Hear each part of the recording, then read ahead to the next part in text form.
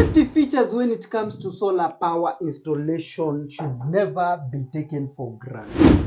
The parts that are supposed to be earthed when it comes to solar panel is definitely this body, the aluminium body. In fact, it is indicated the earthing connection right here, where from this panel, it has to be connected all the way to the earth rod. It could be on the roof that the panels are installed. It could be somewhere out there where you have the panel rack for these solar panels.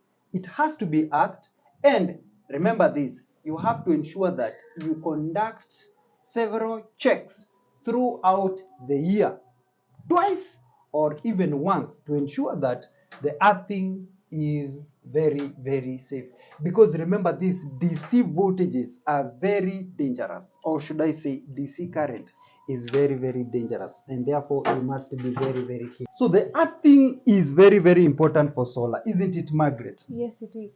Yeah, so all the panels need to be earthed. So assuming that you have 2 panels or even more, Okay. connecting them in series definitely means that the negative of this panel will be connected to the positive of the other panel. When it comes to solar power connection, especially at the solar panel level, you need to understand that these connections need to be taken with a lot of seriousness, because if there is any droplets, water or rainfall droplets to these connections, it will compromise on that, because again it means that the inverter will not receive sufficient PV power from the solar panel, and therefore the connection has to be very tight.